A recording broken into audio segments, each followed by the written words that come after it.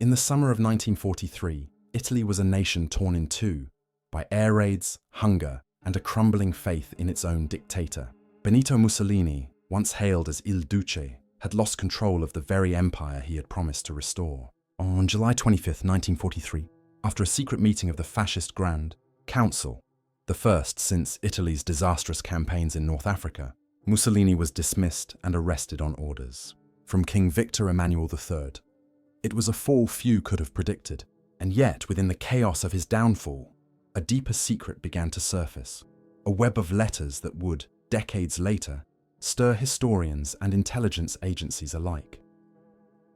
As Allied forces advanced through Sicily and prepared to invade the Italian mainland, British intelligence operatives began intercepting unusual diplomatic cables. These transmissions hinted at secret communications between Mussolini and a high-ranking fascist official, possibly concerning back-channel talks with the British. The tone of the messages was cryptic, layered with codes and signatures that did not match standard Axis communication formats. To MI6 analysts, they suggested one thing: Mussolini might have been exploring peace with the Allies behind Hitler's back.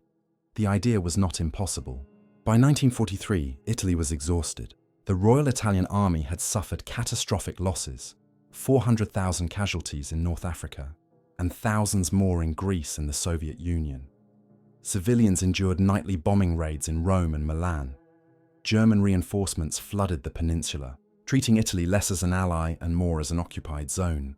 Mussolini's dream of empire was collapsing, and within that collapse, the Duce may have begun to write letters. Personal, persuasive, desperate, reaching out to British intermediaries in hopes of salvaging his position or his life. In one report dated August 1943, British Section D analysts recorded intercepted notes referencing corrispondenza privata riservata, private correspondence reserved for Mussolini's hand only. What those letters contained no one knew, but a whisper passed through Allied command circles.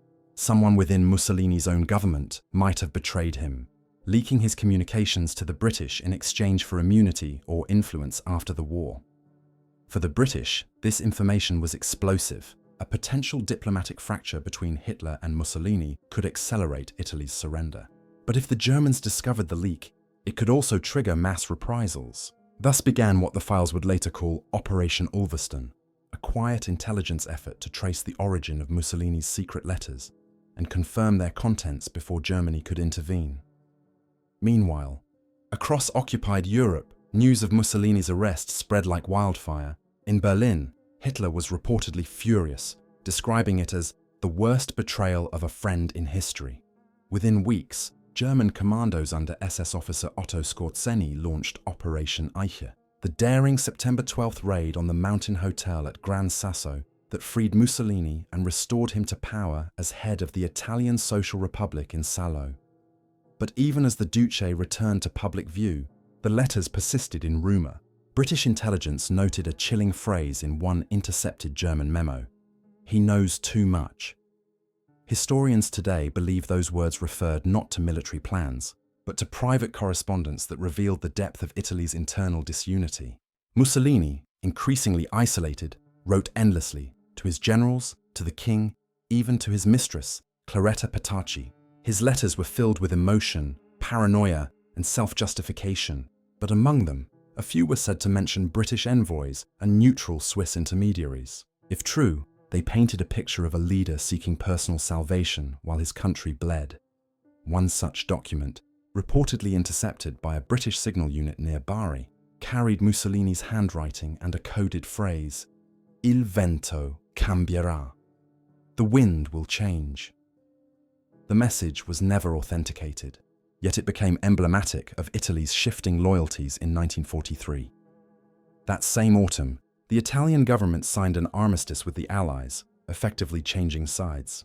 But Mussolini, now under German protection in the north, continued to rule a shadow state. The divide was complete. Italy had become both a battlefield and a political experiment in betrayal.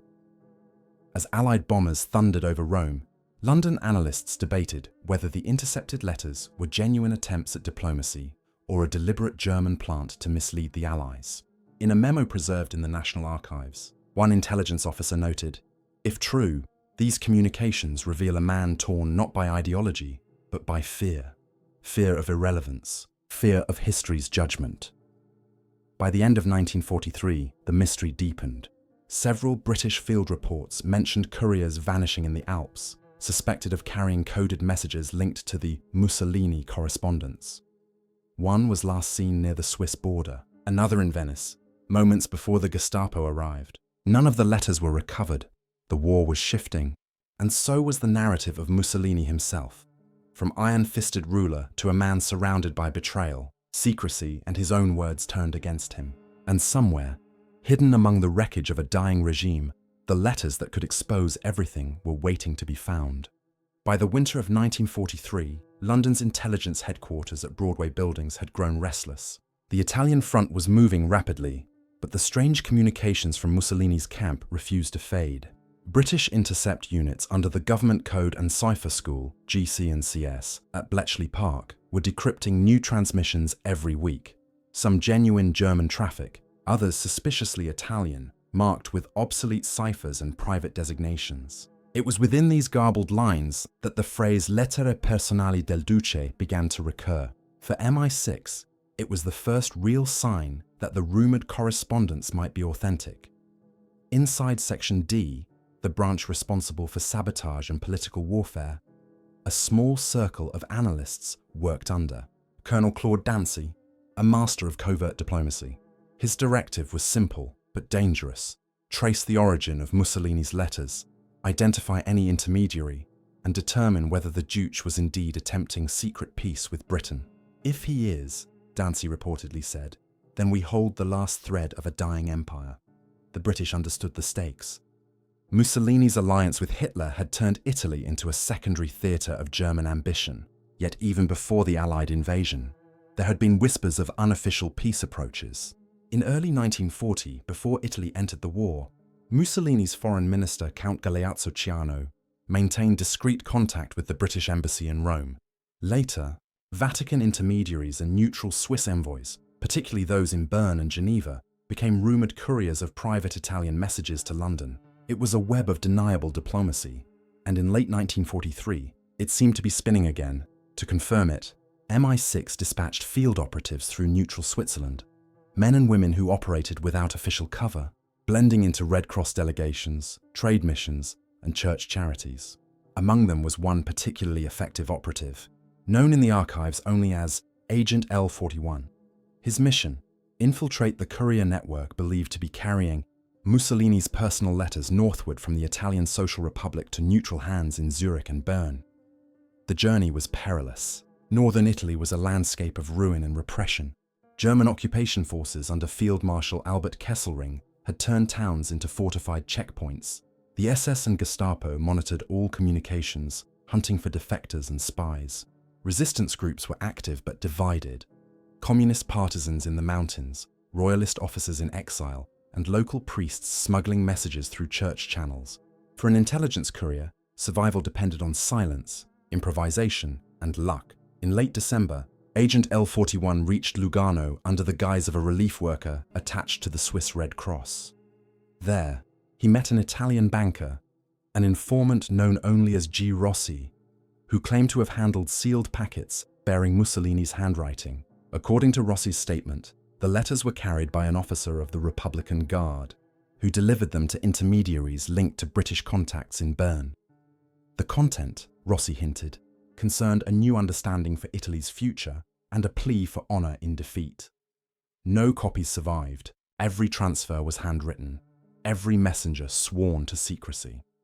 Meanwhile, in London, Bletchley's decrypts began showing correlations. A German transmission from Verona referred to the weakness of our Italian brother and warned that he may reach for the hand of the enemy. MI6 analysts compared the timeline. Mussolini's letters had likely been written between September and November 1943, precisely the period when he re-established his new regime at Salo under German oversight. It was an act of dangerous double-dealing. The Duce publicly swore loyalty to Hitler while privately seeking the possibility of negotiation. British policymakers faced a moral dilemma. If Mussolini truly wanted to surrender independently, exploiting that weakness might save Allied lives. But if it was a trap, a German ruse to expose British intelligence channels. The consequences could be fatal. The Foreign Office opted for caution. Prime Minister Churchill, himself fascinated by Italy's collapse, authorized selective observation only. His marginal note on one report read, "No approach to be made until proven genuine." As the winter wore on, OSS officers in Bern, America's wartime intelligence branch, began hearing the same rumors. The name Mussolini was whispered in cafes and embassies alike, always linked with the word letters. The Americans dubbed the affair Project Alpine. Their files show coordination with MI6 in January 1944 to verify whether any material correspondence existed. Yet even as Allied intelligence closed in, the trail began to dissolve. One of the couriers vanished. The man known as G. Rossi disappeared from Lugano in February. Swiss police later found his briefcase in a burned-out car along the border near Chiasso, its contents soaked and unreadable. The name Mussolini appeared on one half-charred envelope. It was enough to confirm that the letters existed, but not enough to know what they said. Back in London, Dancy's team concluded that Mussolini's secret communications might have involved not only the British, but intermediaries within the Vatican. Pope Pius X had been quietly attempting to broker peace among Axis nations since 1942. Several documents later declassified in 1980 suggest that one of Mussolini's letters might have referenced a Vatican messenger of trust. Whether that message ever reached Rome or London remains unknown. For the intelligence community, the mystery deepened. The hidden letters could be a desperate plea, a betrayal, or a trap. But as one MI6 analyst wrote in early 1944, if Mussolini sought peace, it was not for Italy, it was for himself. By spring, rumors of the correspondence reached German ears. Hitler demanded assurances of Mussolini's loyalty, summoning him to Rastenburg for a private meeting. The Führer's mistrust was growing, and so too was Mussolini's fear. The walls of his empire were closing in, and as Allied armies prepared to push north toward Rome, the question remained unanswered. Were the letters genuine, or part of the greatest deception of Mussolini's life? By the spring of 1944, the war in Italy had become a brutal chessboard of loyalties and survival. In the north, the Italian Social Republic, Mussolini's German-backed remnant state, struggled to assert control amid partisan resistance and Allied advances. In the mountains of Lombardy and Piedmont, where the front lines blurred into fog and rumor, whispers of the hidden letters began circulating among resistance cells. To the partisans, these letters represented more than intelligence. They were proof that Mussolini, the self-proclaimed savior of Italy, had been negotiating for his own safety while his country burned. It was in this chaotic landscape that the search for the letters took a darker turn. British field operatives, operating under the Special Operations Executive, SOE, began coordinating with local resistance leaders to intercept couriers believed to be carrying Mussolini's correspondence northward. The mission was codenamed Operation Lantern. Its objective: locate and secure any documents linking Mussolini to unauthorized peace talks before the Germans or fascist loyalists could destroy them. In March 1944, one such operation unfolded near Lake Como. The area, serene in peacetime, had become a hub of clandestine movement. Couriers, defectors, priests, and spies crossing through the Swiss frontier. A team of British-trained Italian partisans, led by Captain Marco Bellini of the Garibaldi Brigade, intercepted a convoy believed to be transporting diplomatic pouches from Milan. Inside one of the cars, they found coded papers referencing Lettere D and Contatti Londra. The driver was shot resisting arrest. The papers were sent south to an SOE liaison in Florence. Before they could be analyzed, the courier carrying them disappeared, ambushed, it was said, by fascist militiamen loyal to Mussolini's Minister of the Interior, Guido Buffarini Guidi. As the spring offensive intensified, the letters became a ghost story among resistance fighters. Some claimed that Mussolini's mistress, Claretta Petacci, had hidden them in her villa at Garignano. Others insisted that high-ranking officers within the Republican Guard had sealed the documents in a diplomatic pouch and delivered them to the Vatican for safekeeping. Each rumor carried a trace of truth, but none provided the full picture. What is certain is that by mid-1944, British and American intelligence confirmed at least one courier route through neutral Switzerland. managed by a clandestine network of Catholic priests sympathetic to peace efforts. One of these intermediaries, Father Giacomo Meneghetti, later testified in post-war interrogations that he had seen envelopes marked with Mussolini's own initials. When asked what they contained, he replied simply, "A man's fear of the future." Meanwhile, within Mussolini's inner circle, paranoia began to fester. German liaison officers grew suspicious of his private correspondence, particularly after an intercepted message mentioned the phrase "Il destino non è ancora scritto," fate is not yet written. To the Gestapo, it was a sign of wavering loyalty. They began surveilling Mussolini's ministers, monitoring his personal secretaries, and censoring his private communications. Every letter became potential evidence of treason.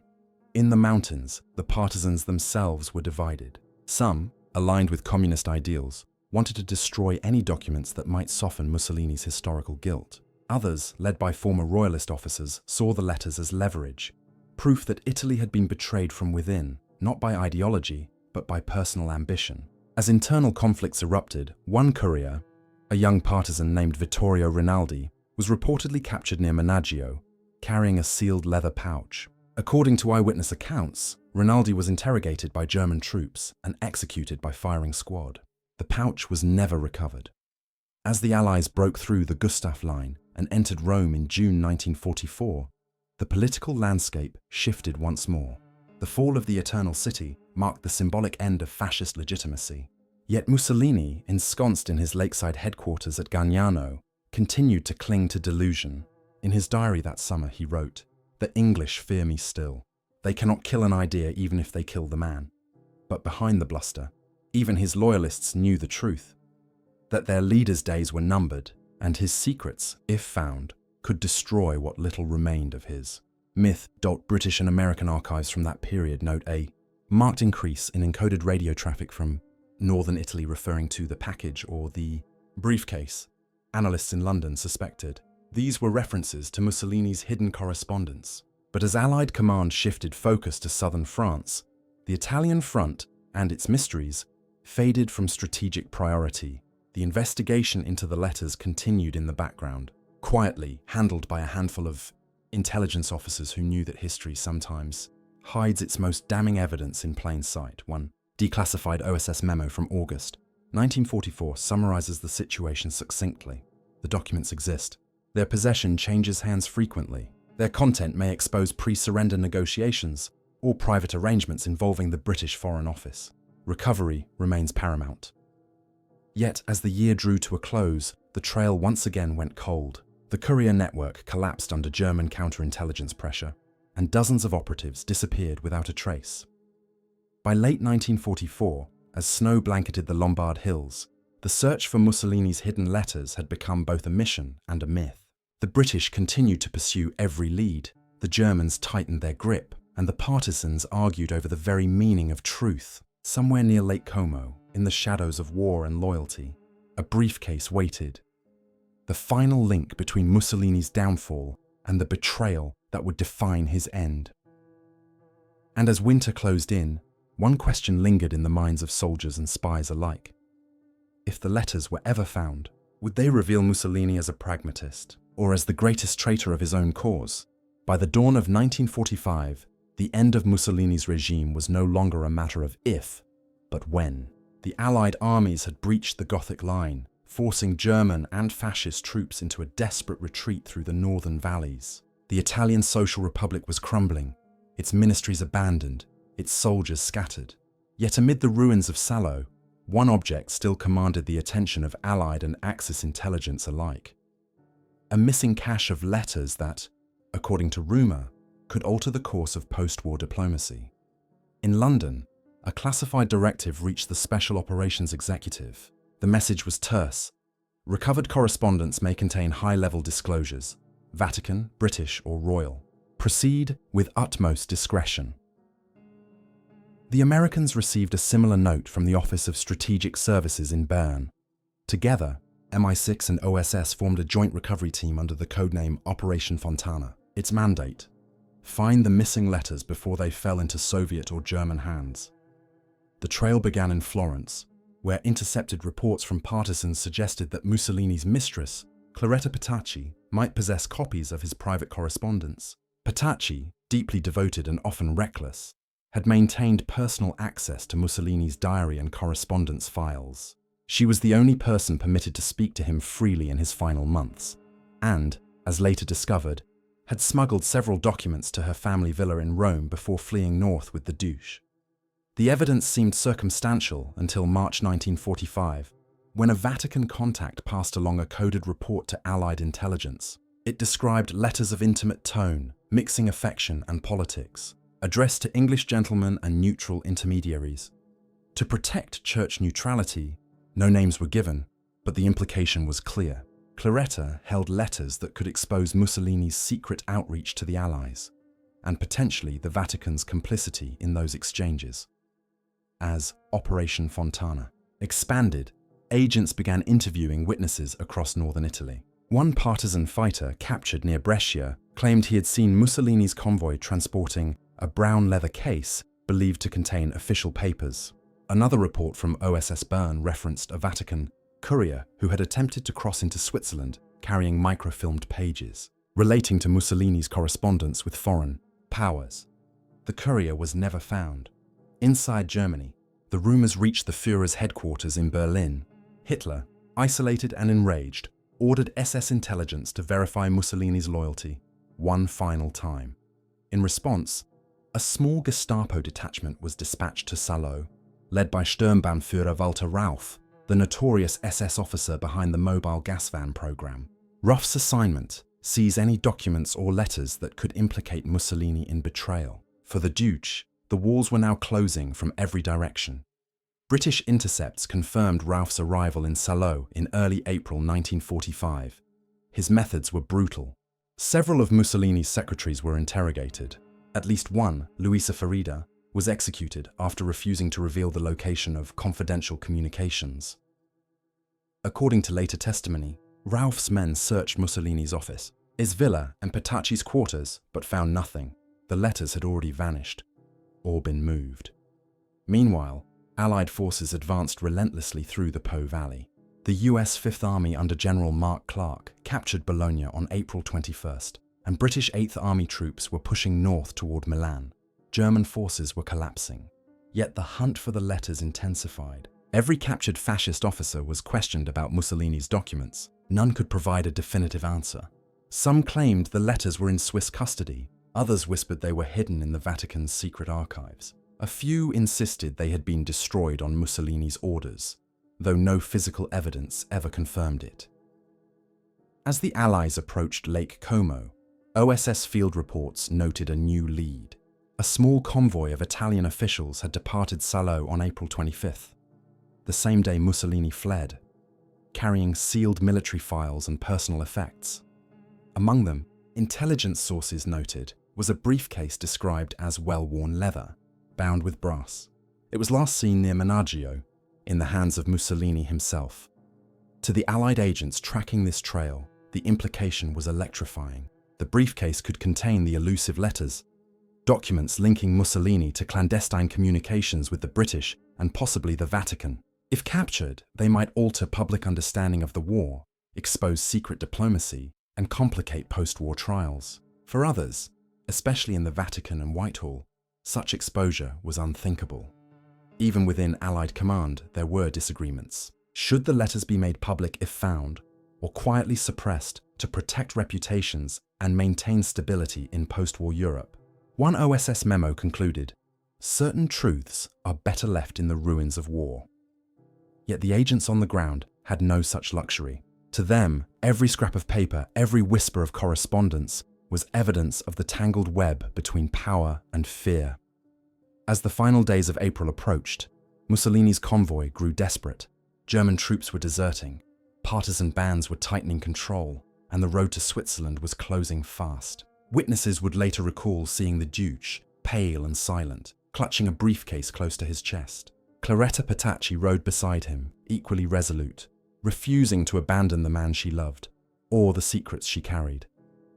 In London, analysts waited for confirmation that the letters had been recovered. None came, intercepts went silent. The last known message regarding the operation arrived from OSS Bern on April 27, 1945. Objective now mobile. Subject heading north. Unknown contents. Pursuit continuing.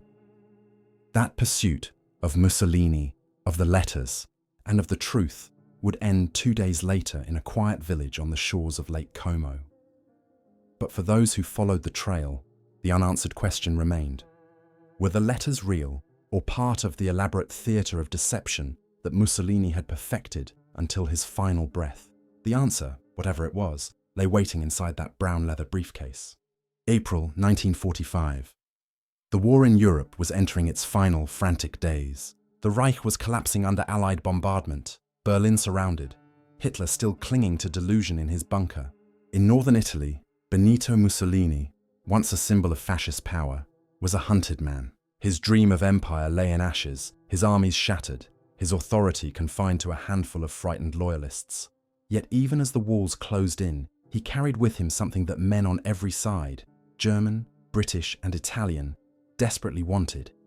A briefcase said to contain his most personal and dangerous secrets. Inside, according to intercepted reports, were the hidden letters, the final correspondence between Mussolini and foreign envoys, documents that could reveal betrayal at the highest levels of wartime diplomacy.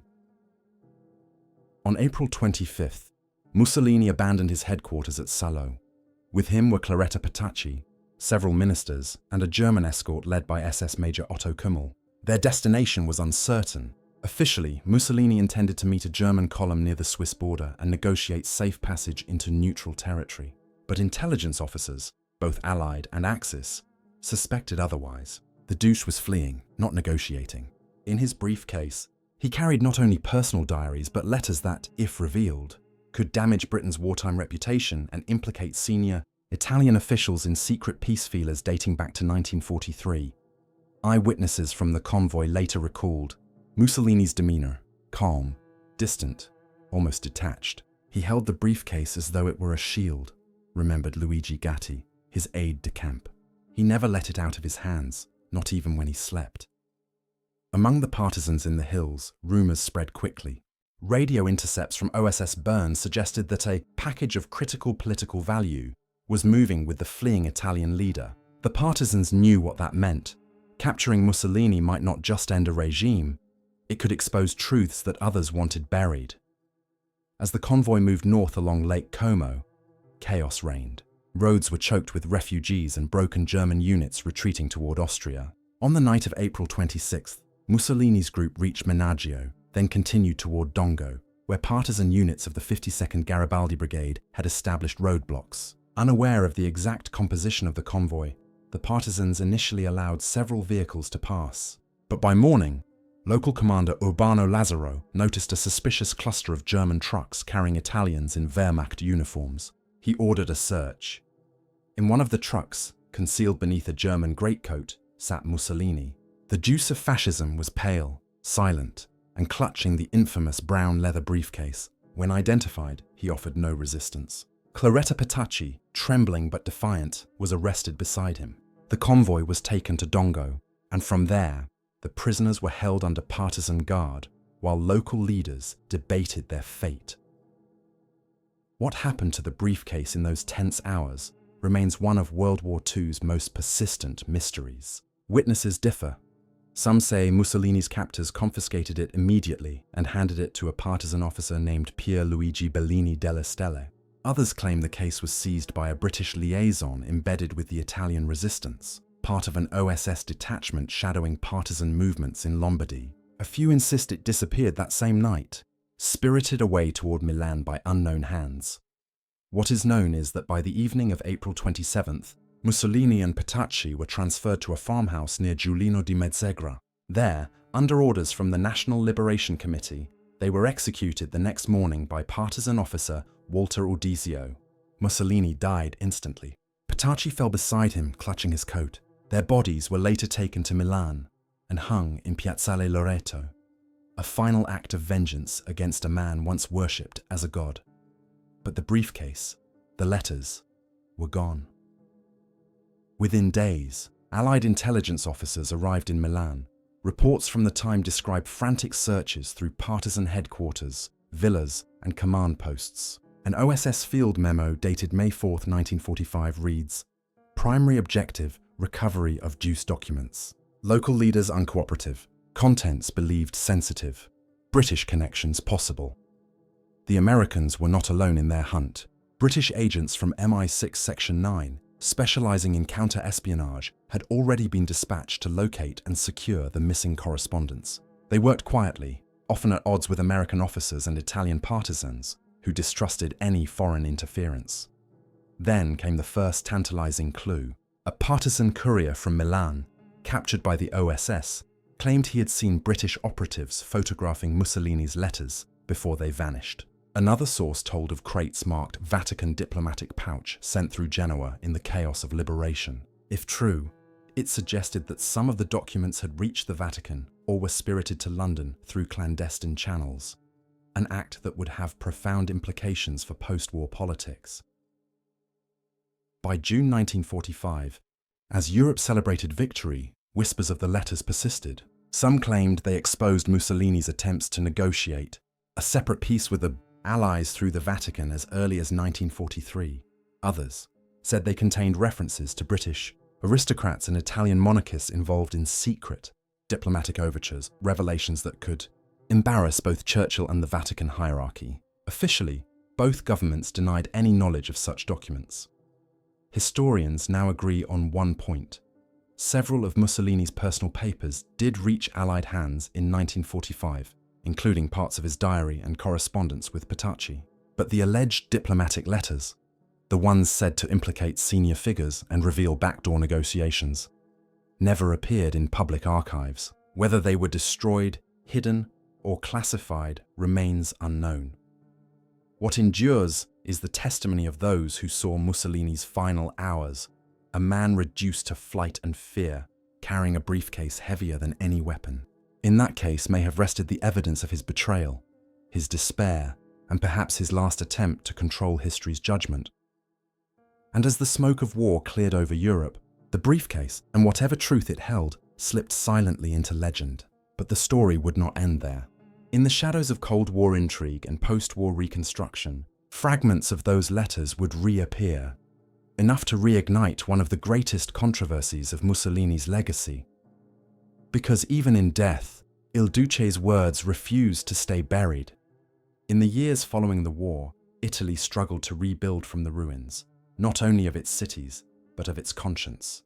Mussolini's body was gone, but his ghost lingered in archives, rumors, and the uneasy silence of those who had served him. Among the countless questions left unanswered, one mystery endured above all others. What became of the hidden letters, the documents that Mussolini had carried with him in his final flight?